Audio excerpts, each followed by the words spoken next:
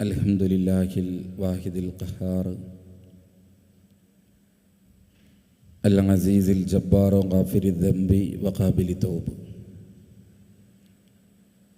അഷ്ഹദു അൻ ലാ ഇലാഹ ഇല്ലല്ലാഹു വഹ്ദഹു ലാ ശരീക ലഹ് വ അഷ്ഹദു അന്ന മുഹമ്മദൻ അബ്ദുഹു വറസൂലുഹു അർസലഹു ബിൽ ഹുദാ വദീനിൽ ഹഖ് ലിയുദ്ഹിറഹു അലദ്ദീനി കുല്ലിഹി വകഫാ ബില്ലാഹി ഷഹീദ. അല്ലാഹുമ്മ സല്ലി അലാ മുഹമ്മദിൻ വഅലാ ആലി മുഹമ്മദ് കമാ സല്ലൈത അലാ ഇബ്രാഹീമ വഅലാ ആലി ഇബ്രാഹീം ഇന്നക ഹമീദും മജീദ്. അല്ലാഹുമ്മ ബാരിക് അലാ മുഹമ്മദിൻ വഅലാ ആലി മുഹമ്മദ് കമാ ബാറക്ത അലാ ഇബ്രാഹീമ വഅലാ ആലി ഇബ്രാഹീം ഇന്നക ഹമീദും മജീദ്. ഇൻ ഉരീദു ഇല്ലൽ ഇസ്ലാഹ മസ്തതഅതു വമാ തൗഫീഖി ഇല്ലാ ബില്ലാഹ് അലൈഹി തവക്കൽതു വഇലൈഹി ഉനീബ്. അഊദു ബില്ലാഹി സമീഉൽ അലീം മിനശ് ശൈത്വാനിർ റജീം. യാ അയ്യുഹല്ലദീന ആമനു തഖുല്ലാഹ ഹഖ്ക തുഖാതിഹി വലാ തമൂതുന്ന ഇല്ലാ വഅൻതും മുസ്ലിമൂൻ. ബിസ്മില്ലാഹിർ റഹ്മാനിർ റഹീം. വഫീ ദാലിക ഫല്യതനാഫസിൽ മുതനാഫിസൂൻ. സ്നേഹാദരണീയരായ സഹോദരങ്ങളെ, സഹോദരികളെ, സുഹൃത്തുക്കളെ, വിശുദ്ധ ഖുർആനും റസൂൽ കരീം സല്ലല്ലാഹു അലൈഹി വസല്ലമയുടെ സുന്നത്തുമനുസരിച്ച് ഈ ഭൗതിക ജീവിതത്തെ ക്രമീകരിക്കണമേ എന്ന് ആമുഖമായി ഉണർത്തുകയാണ്, ഓർമ്മപ്പെടുത്തുകയാണ്.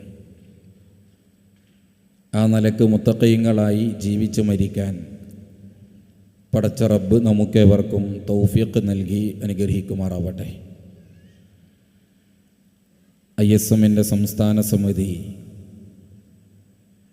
സംഘടിപ്പിച്ച റമദാൻ സംഗമം അതിൻ്റെ സമാപന ഘട്ടത്തിലേക്ക് നീങ്ങിക്കൊണ്ടിരിക്കുകയാണ്. വ്യത്യസ്ത വിഷയങ്ങൾ ഇവിടെ സവിസ്തരം വിശദീകരിക്കപ്പെട്ടു കഴിഞ്ഞു. വിശുദ്ധ റമദാനിലെ ഏറെ പുണ്യകരമായ ദിനരാത്രങ്ങളിലൂടെയാണ് നമ്മൾ കടന്നുപോയിക്കൊണ്ടിരിക്കുന്നത്. റമദാനിലെ ഒന്നാമത്തെ ഘട്ടം വിട പറഞ്ഞ് രണ്ടാമത്തെ ഘട്ടത്തിലാണ് നമ്മളുള്ളത്. കഴിഞ്ഞുപോയ ദിനരാത്രങ്ങളെക്കുറിച്ച് ആലോചിക്കാനും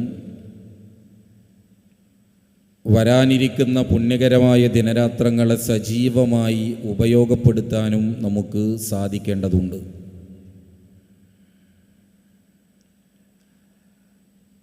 ഇസ്ലാമിലെ മറ്റു കർമ്മങ്ങളിൽ നിന്ന് തീർത്തും വിഭിന്നമാണ് നോമ്പെന്ന് പറയുന്നത്.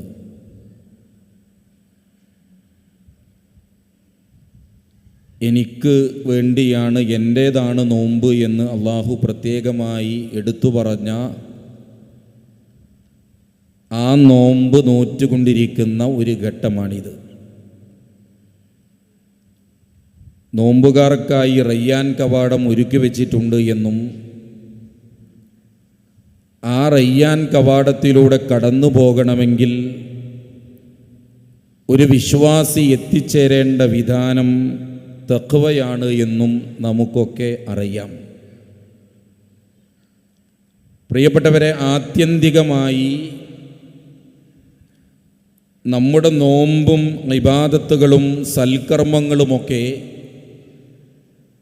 അതിൻ്റെ അന്തസത്തയിൽ നിന്നുകൊണ്ട് നമ്മൾ ഉൾക്കൊള്ളണമെങ്കിൽ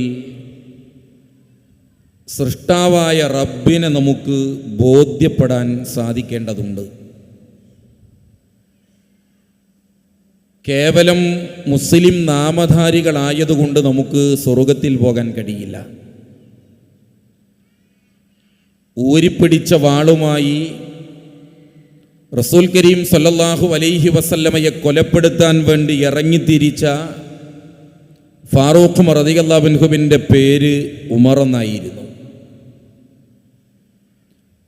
പിന്നീട് ഇസ്ലാമിലേക്ക് കടന്നു വന്ന് റസൂൽ കരീം സല്ലല്ലാഹു അലൈഹി വസല്ലമയുടെ സന്തത സഹചാരിയായി സ്വർഗം കൊണ്ട് സന്തോഷവാർത്ത അറിയിക്കപ്പെട്ട ഘട്ടത്തിലും ഉമർ റളിയല്ലാഹു അൻഹുവിൻ്റെ പേര് ഉമർ എന്നാണ്. റസൂലുള്ളാഹി സ്വല്ലല്ലാഹു അലൈഹി വസല്ലമ മദീനയിൽ ഇസ്ലാമിക പ്രബോധന പ്രവർത്തനങ്ങൾ നിർവഹിക്കുമ്പോൾ റസൂലുള്ളാഹിയുടെ ഓരോ ഘട്ടത്തിലും പ്രബോധന പ്രവർത്തനങ്ങൾക്ക് തുരങ്കം വെച്ച് കൂടെ നിന്ന് ചതിക്കാനും കാപട്യത്തിൻ്റെ മുഖം മൂടി അണിഞ്ഞ് മുനാഫിക്കിൻ്റെ ലക്ഷണങ്ങളോടുകൂടി കടന്നുപോയ മുനാഫിക്കുകളുടെ നേതാവിൻ്റെ പേര് അബ്ദുല്ലാഹി ബിൻ ഉബയ്യ് ബിൻ സുലൂൽ എന്നായിരുന്നു. പേര് അബ്ദുള്ള എന്നാണ്. ഞാൻ സൂചിപ്പിച്ചത് പേര് കൊണ്ടൊരാൾക്ക് സ്വർഗത്തിലേക്ക് കടന്നു പോകാൻ സാധ്യമല്ല. മറിച്ച് ജീവിതം കൊണ്ട്, വിശ്വാസം കൊണ്ട്, വിമലീകരിച്ചുകൊണ്ട് കടന്നു പോകാൻ നമുക്ക് സാധിക്കേണ്ടതുണ്ട്.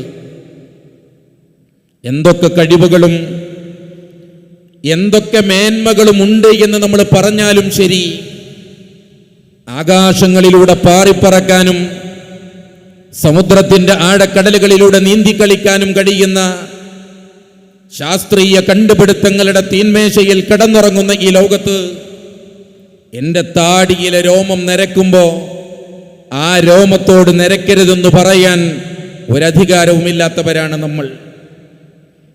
സ്വന്തം ശരീരത്തിലെ ഒരു രോമത്തോട് നരക്കരുതെന്ന് പറയാൻ ഒരധികാരവുമില്ലാത്ത നിസ്സഹായത. അൻതുമുൽ ഫുഖറാഉ ഇലല്ലാഹ്, അല്ലാഹുവിന് മുന്നിൽ നിങ്ങളെല്ലാം ഫഖീറന്മാരാണ് എന്ന തിരിച്ചറിവ് പ്രിയപ്പെട്ടവരെ നമ്മുടെ മനസ്സുകളിലേക്ക് കടന്നു വരേണ്ടതുണ്ട്. 4-5 വർഷക്കാലം ലോകം നമ്മളെ അത് ബോധ്യപ്പെടുത്തി. കടപ്പുറത്തിന്റെ തെരുവീഥികളിൽ ആഞ്ഞുവീശിയ ഓക്കി കൊടുങ്കാറ്റ് മുതൽ നിസ്സഹായരായ മനുഷ്യന്റെ വ്യത്യസ്ത ഭാവങ്ങൾ. മനുഷ്യർ പൂച്ചയെ പേടിച്ച്, എലിയെ പേടിച്ച്, വവ്വാലിനെ പേടിച്ച് ഗത്യന്തരമില്ലാത്ത ഒരു ഘട്ടങ്ങളിലൂടെ കടന്നുപോയില്ലേ പ്രിയപ്പെട്ടവരെ? കോഴിക്കോട് കണ്ണമ്പറമ്പ് ഖബർസ്ഥാനിൽ സ്വന്തം വാപ്പയുടെ മയ്യത്ത് 100 മീറ്റർ അപ്പുറത്ത് വെച്ച് 3 ആളുകൾ മയ്യത്ത് നമസ്കരിച്ച ഘട്ടങ്ങൾ നിപ്പയുടെ കാലത്ത് നമ്മൾ അനുഭവിച്ചതാണ്. അത്തരം സാഹചര്യങ്ങളിലൂടെ കടന്നുപോയവരാണ് പ്രിയപ്പെട്ടവരെ നമ്മൾ. അത് കഴിഞ്ഞപ്പോഴേക്ക് പ്രളയമുണ്ടായി. പോത്തുകല്ലിലെ ഒരു ഉമ്മയെ കാണാൻ ചെന്ന സമയത്ത് ആ ഉമ്മ പറയുന്നത്, എൻ്റെ മകൻ മരണപ്പെട്ടതല്ല എൻ്റെ പ്രശ്നം, എൻ്റെ കൺമുമ്പിൽ വെച്ച് അവൻ്റെ ശരീരത്തിലേക്ക് മണ്ണ് വീഴുമ്പോൾ ആ മകൻ്റെ മയ്യത്ത് പോലും എനിക്ക് കാണാൻ കഴിഞ്ഞില്ലല്ലോ എന്നാണ്. 10-ലേറെ മയ്യത്തുകൾ ഇന്നും ഈ സമയം വരെ പോത്തുകല്ലിൽ ലഭ്യമായിട്ടില്ല എന്ന് പത്രങ്ങളിലൂടെ, ചാനലുകളിലൂടെ വായിച്ചവരല്ലേ നമ്മൾ. അത് കഴിയുമ്പോഴേക്ക് കൊറോണ വരുന്നു. ലോകത്തെ ലക്ഷക്കണക്കിന് മനുഷ്യരെ കൊലപ്പെടുത്തി. ആ കൊറോണയിൽ നിന്ന് രക്ഷപ്പെടാൻ മാസ്ക് ധരിക്കുന്നവരും സാനിറ്റൈസർ പുരട്ടുന്നവരുമാണ് നമ്മൾ. ഒരു മാസ്കിന് മുന്നിൽ പിടിച്ചു നിൽക്കാൻ കഴിയാത്ത, ഒരു സാനിറ്റൈസറിന് മുന്നിൽ പിടിച്ചു നിൽക്കാൻ കഴിയാത്ത ഒരു രോഗാണോ ലോകത്ത് വറപ്പിച്ചു എന്നാണ്. പ്രിയപ്പെട്ടവരെ, പിന്നെ എന്ത് കഴിവാണ് എനിക്കും നിങ്ങൾക്കുമുള്ളത് എന്ന് നമ്മൾ തിരിച്ചറിയേണ്ടതുണ്ട്. അതാ ഞാൻ പറഞ്ഞത്, അൻതുമുൽ ഫുഖറാഉ ഇലല്ലാഹ്, അല്ലാഹുവിന് മുന്നിൽ നമ്മളൊക്കെ നിസ്സഹായരാണ് എന്ന് തിരിച്ചറിയണം. ഒരു ദിവസം നിർബന്ധമായ നമസ്കാരത്തിലൂടെ 94 തവണ നമ്മൾ ആവർത്തിച്ച് പറയും അല്ലാഹു അക്ബർ. 94 തവണ. പ്രബലമായ സുന്നത്ത് നമസ്കാരങ്ങൾ എന്റെയും നിങ്ങളുടെയും ജീവിതത്തിലുണ്ടെങ്കിൽ 370ഓളം തവണ നമ്മൾ പറയും അല്ലാഹു അക്ബർ. അല്ലാഹുവേ, നീയാണ് വലുത്, നിന്നെക്കാളും വലുതായിട്ട് എനിക്കൊന്നുമില്ല. ഈ ലോകത്തെനിക്കേറ്റവും പ്രിയപ്പെട്ടത്, ഈ ലോകത്തെനിക്കേറ്റവും വേണ്ടപ്പെട്ടത്, എനിക്കൊഴിച്ചുകൂടാൻ കഴിയാത്ത വിധം ബന്ധമുള്ളത് നാഥാ നിന്നോടാണ്. ഇതൊരു വിശ്വാസിയുടെ പ്രതീക്ഷയാണ് എന്ന് നമ്മൾ തിരിച്ചറിയുക. അല്ലാഹുവിലുള്ള വിശ്വാസം ഒരു വ്യക്തിക്ക് നൽകുന്ന സമാശ്വാസമുണ്ട്. തീകുണ്ടാരത്തിലേക്ക് വലിച്ചെറിയുന്ന സമയത്ത് ആളിക്കത്തുന്ന അഗ്നിനാളമാണ് എന്ന് ബോധ്യപ്പെടുമ്പോഴും ഇബ്രാഹിം നബി അലൈഹിസ്സലാമിന്റെ മനസ്സിലുണ്ടായ പ്രതീക്ഷ അള്ളാഹു എന്നെ കൈവിടില്ല എന്ന ബോധമായിരുന്നു. നമ്മുടെ വിഷയം അതാണല്ലോ പ്രിയപ്പെട്ടവരെ. കരുണ ചെയ്യുന്ന റബ്ബിനെ കുറിച്ചുള്ള വിശ്വാസം നമ്മുടെ മനസ്സിന്റെ അകത്തളങ്ങളിൽ നമുക്ക് പ്രതീക്ഷയായും സമാധാനമായും ശാന്തിയായും മാറ്റപ്പെടേണ്ടതുണ്ട്. ലോക ചരിത്രത്തിലെ പ്രഗത്ഭനായ പണ്ഡിതനാണ് യഹ്യ ഇബ്നു മുആദ് അർ-റാസി എന്ന് പറയുന്ന പണ്ഡിതൻ. അദ്ദേഹം പറയാണ്, അദ്ദേഹത്തിന്റെ മുന്നിൽ വെച്ച് വിശുദ്ധ ഖുർആനിലെ ഒരു ആയത്തിന്റെ ഒരു സൂക്തത്തിന്റെ ഒരു ഭാഗം അത് സൂചിപ്പിക്കുമ്പോ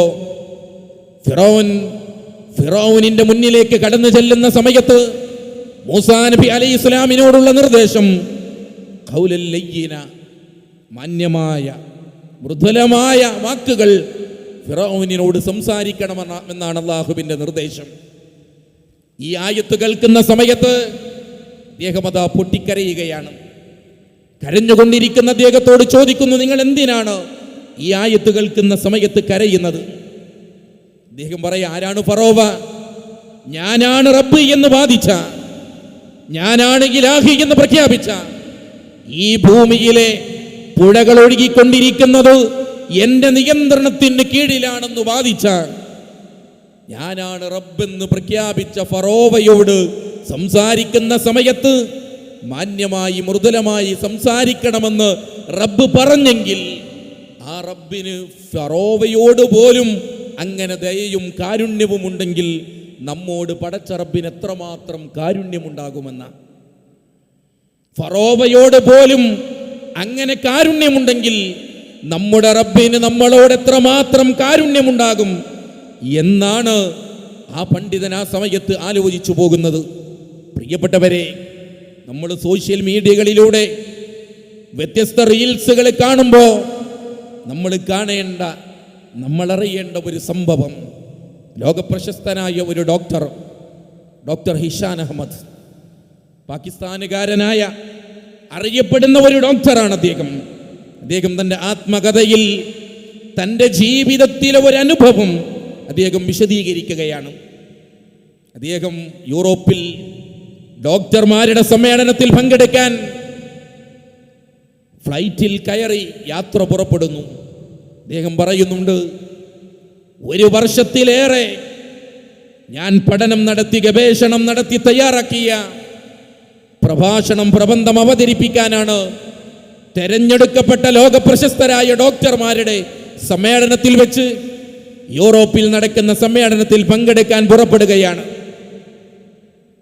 പ്രതീക്ഷിതമായി കാലാവസ്ഥ പ്രതികൂലമായതിനാൽ അതിശക്തമായ കോടമഞ്ഞ് കാരണം വഴിക്കു വെച്ച് തൻ്റെ യാത്ര അവസാനിപ്പിക്കേണ്ടി വരുന്നു.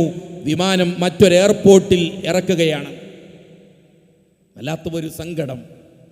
1 വർഷക്കാലമായി പ്രതീക്ഷയോടുകൂടി കാത്തിരുന്ന ഒരു പ്രബന്ധം അവതരിപ്പിക്കാനുള്ള അവസരം നഷ്ടപ്പെട്ടു പോകുന്നു.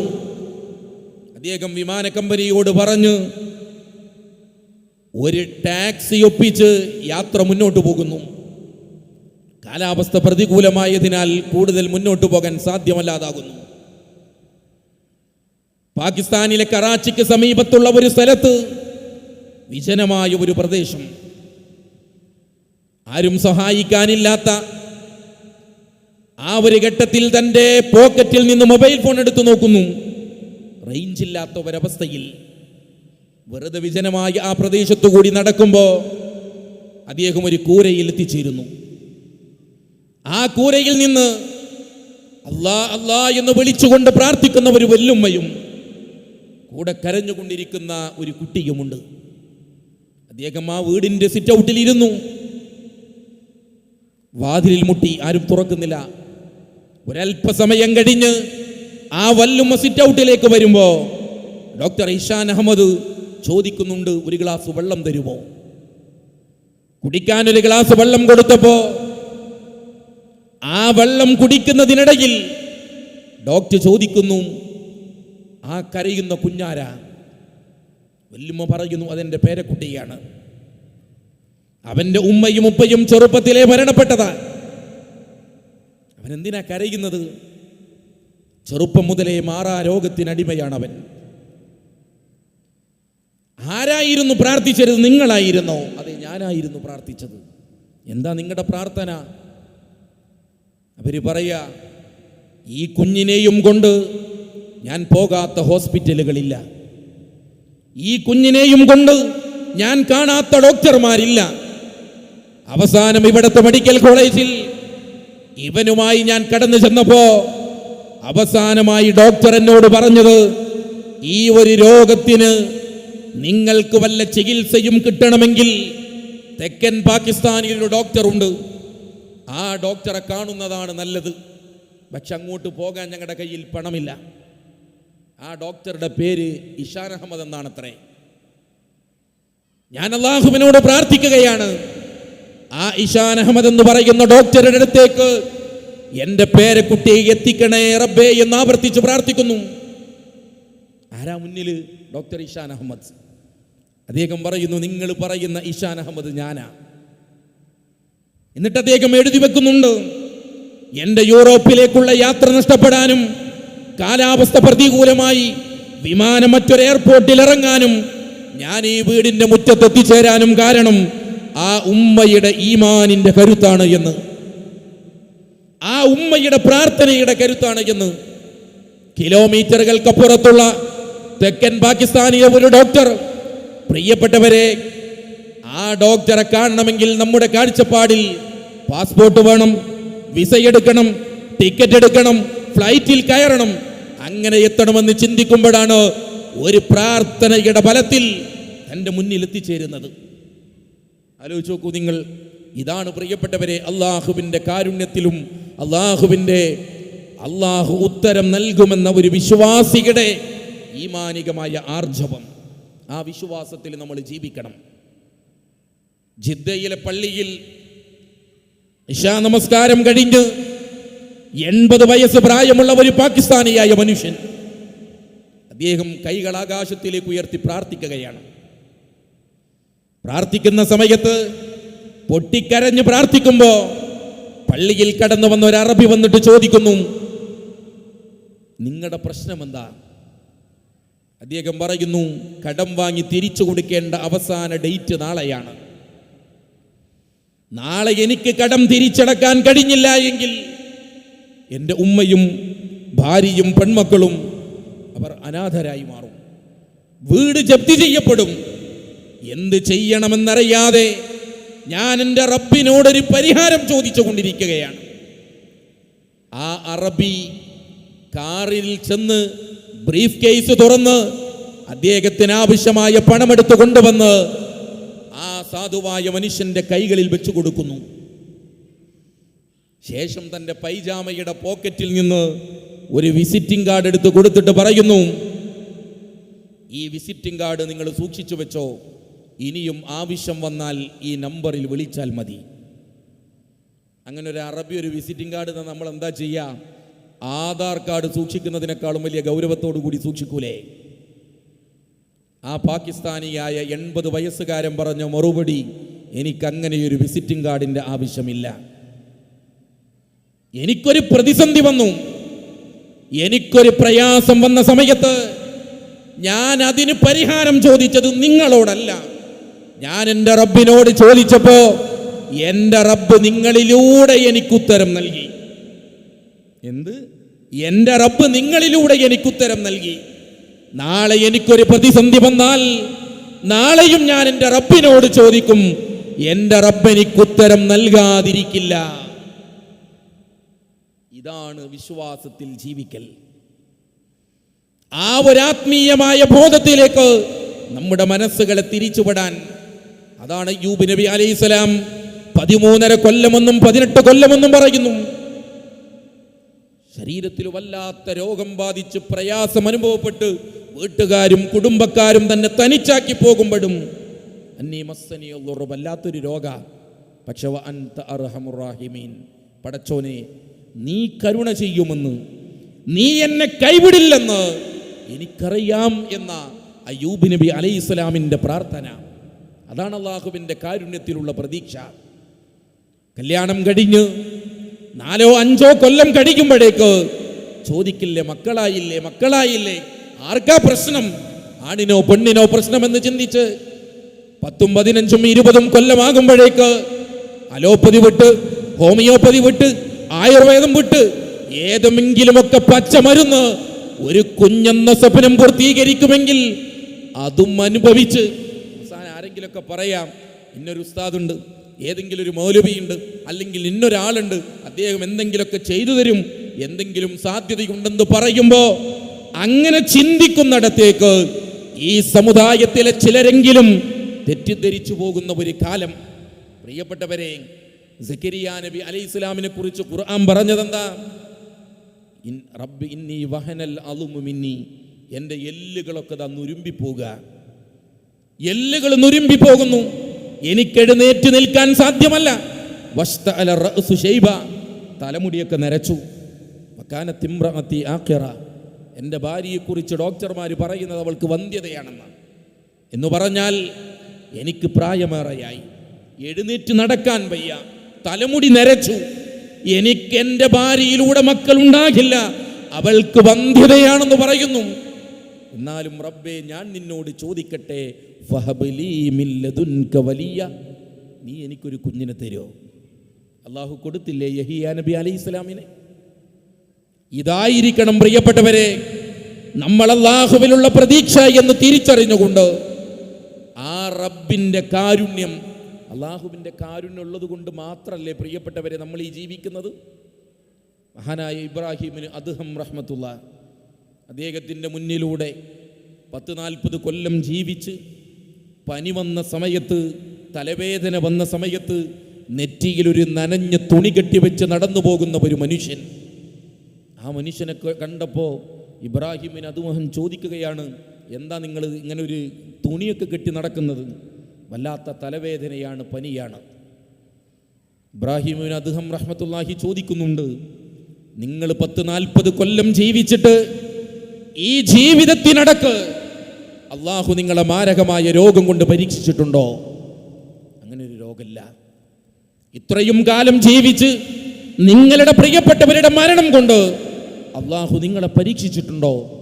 ഇല്ല. ഇത്രയും കാലത്തെ ജീവിതത്തിനടക്ക് പടച്ചറപ്പ് ഒരു പട്ടിണി തന്ന് നിങ്ങളെ ആ രൂപത്തിൽ എന്തെങ്കിലും ഒരു പരീക്ഷണത്തിന് വിധേയമാക്കിയിട്ടുണ്ടോ? ഇല്ല.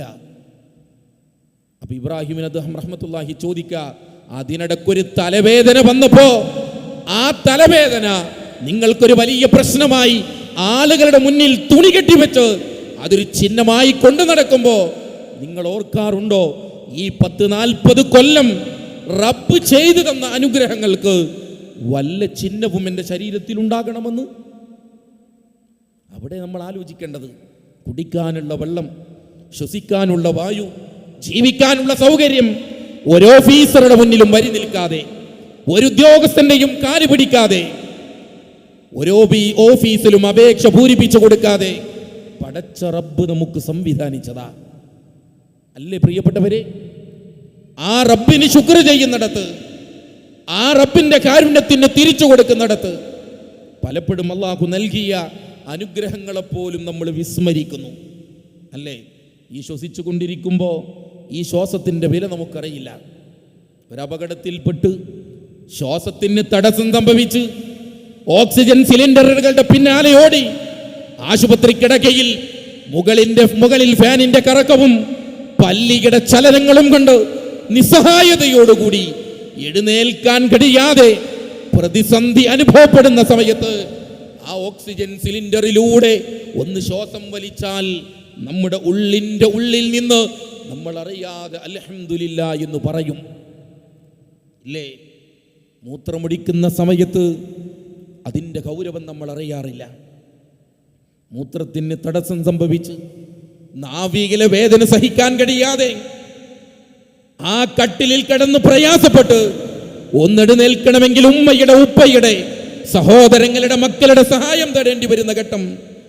ആശുപത്രിയിൽ കൊണ്ടുപോയി ട്യൂബ് ഇട്ടുകൊണ്ട് മൂത്രമങ്ങ് പുറത്തു പോകുമ്പോ ഉള്ളിൻ്റെ ഉള്ളിൽ നിന്ന് നമ്മൾ അറിയാതെ പറയും അൽഹംദുലില്ലാ.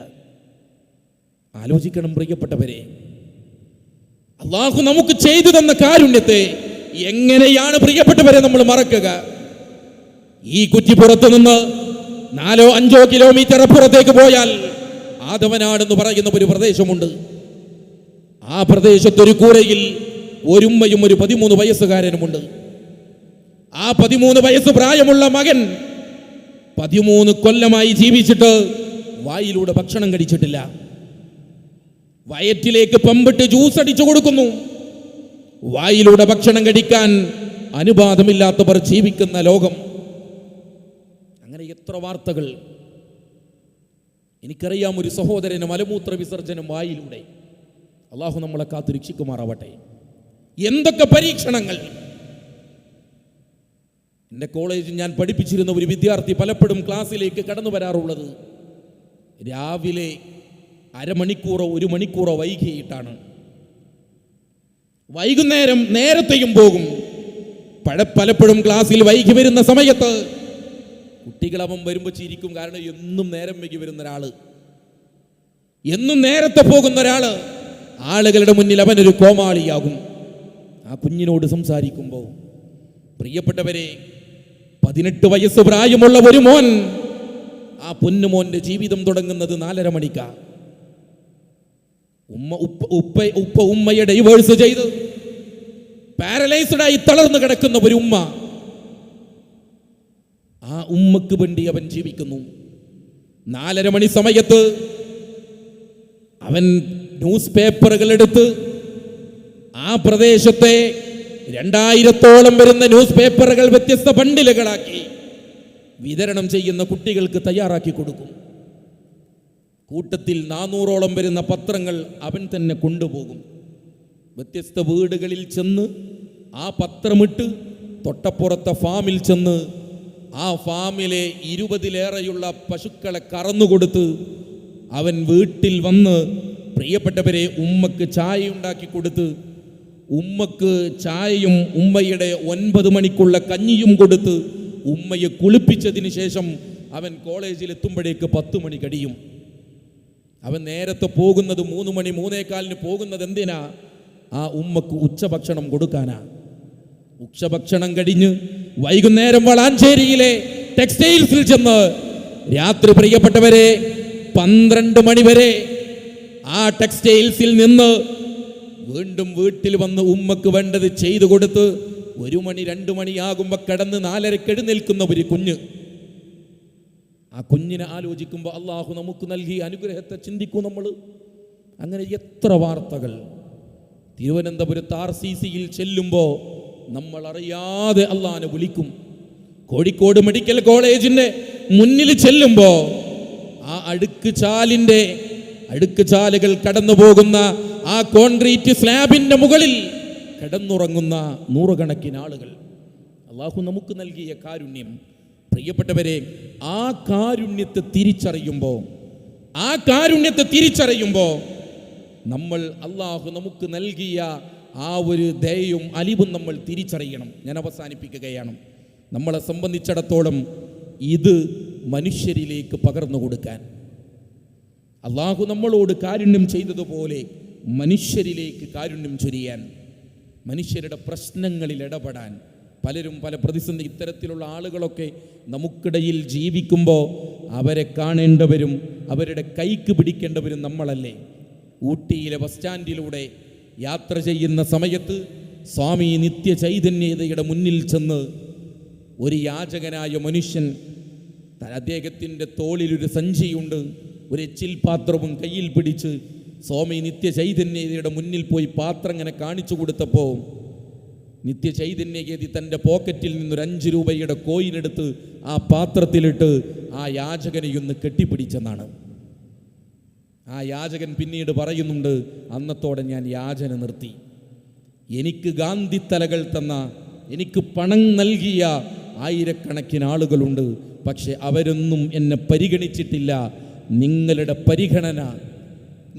പരിഗണന എൻ്റെ മനസ്സിലൊരു മാറ്റം സൃഷ്ടിക്കുന്നു. ആരാരും പരിഗണിക്കാത്ത മണ്ണിൽ പുരണ്ടുപോയ അടിമയായ ബിലാൽ റളിയല്ലാഹു അൻഹുവിനെ റസൂലുള്ളാഹ് പരിഗണിച്ചതാണ് ബിലാൽ റളിയല്ലാഹു അൻഹു ഇസ്ലാമിലേക്ക് കടന്നു വരാൻ കാരണം. അതുകൊണ്ട് പ്രിയപ്പെട്ടവരെ, ആളുകളുടെ പ്രശ്നങ്ങൾ ഏതൊക്കെ രൂപത്തിലുള്ള പ്രശ്നമാണ് എന്ന് നമുക്കറിയില്ല. ഏതായിരുന്നാലും ഈ റമദാനിൻ്റെ ദിനരാത്രങ്ങൾ അതിനു കൂടി ഉപയോഗപ്പെടുത്താൻ നമ്മളെ സംബന്ധിച്ചിടത്തോളം അവസരമുണ്ടാകണം. നേരത്തെ ഇവിടെ ഷാഹിദ് മുസ്ലിം സംസാരിച്ച സമയത്ത് സൂചിപ്പിച്ചിരുന്നു, റസൂലുള്ളാഹി സ്വല്ലല്ലാഹു അലൈഹി വസല്ലം റമദാനിൽ കൊടുങ്കാറ്റ് ആഞ്ഞു വീശുന്നത് പോലെ, അല്ലേ, കൊടുങ്കാറ്റ് ആഞ്ഞു വീശുന്നത് പോലെ റസൂലുള്ളാഹി സ്വല്ലല്ലാഹു അലൈഹി വസല്ലം തൻ്റെ സമ്പത്ത് പങ്കുവച്ചിരുന്നു എന്നാണ്. ആരാ റസൂലുള്ള? ജനിക്കുന്ന സമയത്ത് നമ്മുടെ നാട്ടിലാണ് റസൂലുള്ള ജനിക്കപ്പെടുന്നത് എങ്കിൽ തിരൂരങ്ങാടി യത്തീംഖാനയിൽ വളരേണ്ടി വരുമായിരുന്നു. എന്ന് പറഞ്ഞാൽ ജനിക്കുന്ന സമയത്ത് സ്വന്തം വാപ്പയെ കാണാത്ത റസൂലുള്ള എഴുന്നേറ്റ് നടക്കാൻ പ്രായമാകുമ്പോഴേക്ക് ഉമ്മയും ഈ ലോകത്തോട് വിട പറഞ്ഞു. തന്നെ സംരക്ഷിച്ച മൂത്താപ്പയും തനിക്ക് പിന്തുണ നൽകിയ വല്ലുപ്പയും ഈ ലോകത്തോട് വിട പറഞ്ഞു. തന്നെ അൽ അമീൻ എന്ന് വിളിച്ച് ആദരിക്കുകയും ബഹുമാനിക്കുകയും ചെയ്തവർ അതേ നാവ് കൊണ്ട് മജ്നൂൻ, ഭ്രാന്തൻ എന്ന് വിളിച്ച് കളിയാക്കി. നടന്നു പോകുന്ന വഴികളിൽ കല്ലും മുള്ളും വലിച്ചെറിഞ്ഞു. സുജൂദിൽ കിടന്ന് പ്രാർത്ഥിക്കുമ്പോൾ ഒട്ടകത്തിന്റെ ചീഞ്ഞളിഞ്ഞ കുടൽമാലകൾ റസൂലുള്ളാഹി സ്വല്ലല്ലാഹു അലൈഹി വസല്ലമയുടെ കഴുത്തിലേക്ക് വലിച്ചെറിയുന്നു. ദുർഗന്ധം നിമിത്തം ഒരാളും തിരിഞ്ഞു നോക്കാത്ത ഘട്ടത്തിൽ 9 വയസ്സ് പ്രായമുള്ള ഫാത്തിമ ബീവി റളിയല്ലാഹു അൻഹ കടന്നു വന്നു സ്വന്തം വാപ്പയുടെ കഴുത്തിൽ നിന്ന് ചീഞ്ഞളിഞ്ഞ കുടൽമാല എടുത്തു മാറ്റി എന്നാണ്. തീർന്നോ? മക്കയിൽ നിന്ന് മദീനയിലേക്ക് ഹിജറ പോയി അൻസാറുകളുടെ വീടുകളിൽ അഭയാർത്ഥികളെ പോലെ കഴിയേണ്ടി വന്ന റസൂലുള്ള മരത്തിന്റെ മുകളിൽ കയറി ഇലകൾ ഭക്ഷിച്ച് ആട് കാഷ്ടിക്കുന്നത് പോലെ കാഷ്ടിക്കേണ്ടി വന്നിട്ടുണ്ട്. റസൂലുള്ളയും സ്വഹാബത്തും മരുഭൂമിയിലൂടെ നടന്നു പോകുമ്പോൾ ഒരു സ്വഹാബിയുടെ കാല് മണലിനടിയിലേക്ക് കാണ്ടുപോയപ്പോ കാലിൽ എന്തോ ഒന്ന് തടഞ്ഞു. മാന്തിയെടുത്ത് കഴിച്ചുകൊണ്ടിരിക്കുമ്പോ സ്വഹാബത്ത് വന്ന് ചോദിക്കുന്നൊരു കഷ്ണം തരുമോ? അതൊരു ഈത്തപ്പന മരത്തിന്റെ കമ്പായിരുന്നു. 2000, 3000, 4000, 5000 സ്ക്വയർ ഫീറ്റുള്ള ശീതീകരിച്ച വീട്ടിൽ കിടന്നുറങ്ങുന്ന പ്രിയപ്പെട്ട സുഹൃത്തുക്കളെ, റസൂലുള്ളയുടെ വീട് ഏതാനും അടി വിസ്തീർണമുള്ള ഒരു റൂം. കൈകൾ ഉയർത്തിയാൽ മേൽക്കൂരയിൽ തട്ടും. മേൽക്കൂര കമ്പിളി പുതപ്പോ അല്ലെങ്കിൽ ഈത്തപ്പനയുടെ ഓലയോ ആണ്. ഈത്തപ്പനയുടെ ഓല കൊണ്ട് നിർമ്മിച്ച കട്ടിലും ഈത്തപ്പഴത്തിൻ്റെ കുരു നിറച്ചിട്ടുള്ള തലയണയും ഒരു മൺഭരണിയും 2 തുകൽ സഞ്ചിയുമായാൽ റസൂലുള്ളാഹി സ്വല്ലല്ലാഹു അലൈഹി വസല്ലമയുടെ വീട് പൂർണ്ണമാണ്. ആ റസൂലുള്ളാഹിന്റെ വീട്ടിൽ ഇരുട്ടാണെന്ന് പറഞ്ഞപ്പോൾ സ്വഹാബ വനിതകൾ ചോദിച്ചു, പ്രവാചകരെ, ആയിഷ ബീവി റളിയല്ലാഹു അൻഹയോട് ചോദിക്കുക, നിങ്ങൾക്ക് വിളക്ക് കത്തിച്ചൂടെ? റസൂലുള്ളാഹി സ്വല്ലല്ലാഹു അലൈഹി വസല്ലമയുടെ പ്രിയപ്പെട്ട പത്നി നമ്മുടെ ഉമ്മ ആയിഷ ബീവി റളിയല്ലാഹു അൻഹ പറഞ്ഞ മറുപടി എന്താ? വിളക്കിലൊഴിക്കാൻ എണ്ണയുണ്ടെങ്കിൽ ഞാനും റസൂലുള്ളയും ആ എണ്ണ കുടിച്ച് വിശപ്പ് മാറ്റുമായിരുന്നു. വിളക്കിലൊഴിക്കാൻ എണ്ണയുണ്ടായിരുന്നെങ്കിൽ ഞാനും എൻ്റെ റസൂലുള്ളയും ആ വിളക്കിലൊഴിക്കേണ്ട എണ്ണ കുടിച്ച് ഞങ്ങളുടെ വിശപ്പെടുക്കുമായിരുന്നു. പ്രിയപ്പെട്ടവരെ, അങ്ങനെ പ്രതിസന്ധിയിൽ, അങ്ങനെ പട്ടിണി കൊണ്ട്, അങ്ങനെ ദാരിദ്ര്യം കൊണ്ട് പ്രയാസങ്ങൾ അനുഭവിച്ച റസൂലുള്ളാഹി സ്വല്ലല്ലാഹു അലൈഹി വസല്ലം റമളാനിൽ ആഞ്ഞു വീശുന്ന കൊടുങ്കാറ്റ് പോലെ ആളുകൾക്ക് പങ്കുവെക്കാറുണ്ടായിരുന്നു. പ്രിയപ്പെട്ടവരെ, നമ്മൾ ഈ റമളാൻ സംഗമം ഇവിടെ സംഘടിപ്പിക്കുമ്പോൾ ISMന്റെ പ്രവർത്തകർ ആഴ്ചകളായി ഇതിൻ്റെ പ്രവർത്തനങ്ങളിലായിരുന്നു. ഇന്നലെ രാത്രി 11-12 മണി സമയത്ത് ISMന്റെ പ്രവർത്തകർ, പ്രിയപ്പെട്ടവരെ, ഈ ഓഡിറ്റോറിയത്തിൽ വെച്ചാണ് ഇശാ നമസ്കരിച്ച് ഇന്ന് ഇവിടെ വരുന്നവർക്കുള്ള സൗകര്യങ്ങളുമായി അവർക്ക് വേണ്ടിയുള്ള പ്രവർത്തനങ്ങളിലാണ്. നമ്മൾ സുന്ദരമായി ഈ ശീതീകരിച്ച ഓഡിറ്റോറിയത്തിനകത്ത് വെച്ച് നമ്മൾ ഈ ഖുർആനിൻ്റെ പഠനങ്ങളും നമ്മുടെ പാരത്രികമായ വിഷയങ്ങളെക്കുറിച്ച് ആലോചന നടക്കുമ്പോൾ ഉച്ചയ്ക്ക് 2 മണി മുതൽ ISMന്റെ പ്രവർത്തകർ അവിടെ, പ്രിയപ്പെട്ടവരെ, നമുക്ക് നോമ്പ് തുറക്കാനുള്ള ഫ്രൂട്ട്സ് മുറിക്കുകയും ഭക്ഷണം തയ്യാറാക്കുകയും അതിനു വേണ്ടിയുള്ള ഒരുക്കങ്ങളിലാണ്. നമുക്കിവിടെ ഒരു പ്രയാസവുമില്ല, ഒരു പ്രശ്നവുമില്ല. നമ്മൾ സുന്ദരമായി ഇരിക്കുന്ന സ്ഥലത്ത് നിന്ന് അള്ളാഹുവിൻ്റെ വചനങ്ങൾ നമ്മൾ കേൾക്കുകയാണ്, പഠിക്കുകയാണ്. പ്രിയപ്പെട്ടവരെ, ഈ പ്രബോധന വീഥിയുടെ ദൗത്യം നമുക്ക് അക്ഷീണം തുടരാനുള്ളതാണ്. ഭാരിച്ച ചെലവുകളുണ്ട്. ഏകദേശം 6-7 ലക്ഷത്തോളം രൂപ, ഭക്ഷണത്തിന് തന്നെ 4 ലക്ഷത്തോളം രൂപയുടെ ചെലവ് വരും നമുക്ക്. ഈ ഓഡിറ്റോറിയം നിങ്ങൾക്ക് ആലോചിക്കാവുന്നതാണ്. നമുക്ക് ചോദിക്കാനുള്ളത് നിങ്ങളോടാണ്, അല്ല നമ്മളോടാണ്. നിങ്ങളുടെ ISMന്റെ എൻ്റെ സംസാരം അവസാനിക്കുന്നതിനിടയിൽ ISMന്റെ ജില്ലാ ഭാരവാഹികൾ, നമ്മുടെ വളണ്ടിയർമാർ നിങ്ങളുടെ മുന്നിൽ വരുമ്പോൾ മനസ്സറിഞ്ഞ്, പ്രിയപ്പെട്ടവരെ, ഈ ഒരു സമ്മേളനം കഴിയുന്നതോടുകൂടി ISMന്റെ പ്രവർത്തകർ കടം വീട്ടാൻ വേണ്ടി ഇറങ്ങുന്ന സാഹചര്യം ഉണ്ടാവരുത്. പുതിയൊരു കമ്മിറ്റി വന്ന് വളരെ സജീവരായ യുവാക്കളുടെ ഒരു സംഘം പ്രവർത്തന വീതിയിൽ, ആദർശ പ്രബോധന വീതിയിൽ സജീവമായി വരുമ്പോൾ ഒരുപക്ഷെ തുടക്കത്തിലെ ഒരു വലിയ സാമ്പത്തിക ബാധ്യത പ്രിയപ്പെട്ടവരെ താങ്ങാൻ കഴിയുന്നതിനപ്പുറത്താണ്. അതുകൊണ്ട് മനസ്സറിഞ്ഞ്, ഒരു സംശയവും വേണ്ട, നിലക്കാത്ത പ്രതിഫലമായി നിങ്ങളിവിടെ നൽകുന്ന സംഭാവനകൾ, നമ്മുടെ ഇന്നത്തെ ക്ലാസിൻ്റെ പേരിൽ നമസ്കാരത്തിൽ ശ്രദ്ധയില്ലാത്ത ഒരാൾ ആ നമസ്കാരത്തിൽ ഒരു ഗൗരവം വന്നാൽ, പ്രിയപ്പെട്ടവരെ, മരണം വരെ നമ്മുടെ ഖബറിലേക്കൊരു പ്രതിഫലം കടന്നു വരും എന്ന വിഷയത്തിൽ സംശയമില്ല. എന്നോട് ഇന്നലെ ഒരു സഹോദരി എന്നെ വിളിച്ചിട്ട് പറയുന്നു, എൻ്റെ കയ്യിൽ 5 ലക്ഷം രൂപയുണ്ട്, എൻ്റെ കയ്യിൽ 5 ലക്ഷം രൂപയുണ്ട്, മരണം വരെ, ഖിയാമത്ത് നാൾ വരെ എൻ്റെ ഖബറിലേക്ക് പ്രതിഫലം ലഭിക്കുന്ന എന്തെങ്കിലും ഒരു നല്ല ഒരു പ്രവർത്തനം നിങ്ങൾ പറഞ്ഞു തരുമോ? ഞാൻ ചോദിച്ചു, ഈ 5 ലക്ഷം എങ്ങനെ കിട്ടിയതാ? 5 ലക്ഷം രൂപ മക്കള് ഇടയ്ക്കിടയ്ക്ക് മാസം ചെലവിന് തരുന്ന പൈസയിൽ നിന്ന് മാറ്റിവെച്ച് 40-45 കൊല്ലം കൊണ്ട് ഞാൻ തയ്യാറാക്കിയതാണ്. ഹജ്ജും പൂർത്തീകരിച്ചു. ഇനി എനിക്ക് എന്തെങ്കിലും ഒന്ന് ചെയ്യണം. ഞാൻ പറഞ്ഞൊരു പള്ളിപ്പണിയുണ്ട്, അതിലേക്ക് കൊടുക്കാൻ കഴിയുമോ? അപ്പോൾ അവർ പറഞ്ഞു, അല്ല, ഞാനും എൻ്റെ ഭർത്താവും ഒരു പള്ളി ഉണ്ടാക്കിയിട്ടുണ്ട്, ആ പ്രതിഫലം, ആ സുജൂദിൻ്റെ പ്രതിഫലം എനിക്കും എൻ്റെ ഭർത്താവിനും കിട്ടുമല്ലോ, അതല്ലാത്ത എന്തെങ്കിലും ഒന്ന് വേണം. പ്രിയപ്പെട്ടവരെ, അങ്ങനെ ചിന്തിക്കുന്നവർ നമ്മുടെ കൂട്ടത്തിലുണ്ട്. നമ്മളെ സംബന്ധിച്ചിടത്തോളം ഭൗതികമായ ഒരു താല്പര്യങ്ങളുമില്ലാതെ നമ്മൾ ഈ ചെയ്യുന്ന പ്രവർത്തനങ്ങളിൽ ഞാൻ കൂടുതൽ വൈകാരികമായി സംസാരിക്കുകയല്ല. നമ്മുടെ പ്രവർത്തനം, നമ്മുടെ സ്വർഗം, നമ്മുടെ പരലോകം, നമ്മുടെ നരകമോചനം, ഇതാണ് ലക്ഷ്യം. അതിനു വേണ്ടിയുള്ള പരിശ്രമത്തിൻ്റെ ഭാഗമായ ഈ പ്രവർത്തനങ്ങളിൽ നിങ്ങൾ മനസ്സറിഞ്ഞ് സംഭാവനകൾ ചെയ്യണമെന്നും ഈ വിഷയത്തെ അതിൻ്റെ അർത്ഥത്തിൽ പരിഗണിക്കണം എന്നും ഓർമ്മപ്പെടുത്തിക്കൊണ്ട് ഞാൻ എൻ്റെ വാക്കുകൾക്ക് വിരാമം കുറിക്കുന്നു. വആഖിറു ദഅവാനാ അനിൽ ഹംദുലില്ലാഹി റബ്ബിൽ ആലമീൻ. വസ്സലാമു അലൈക്കും വറഹ്മത്തുള്ളാഹി.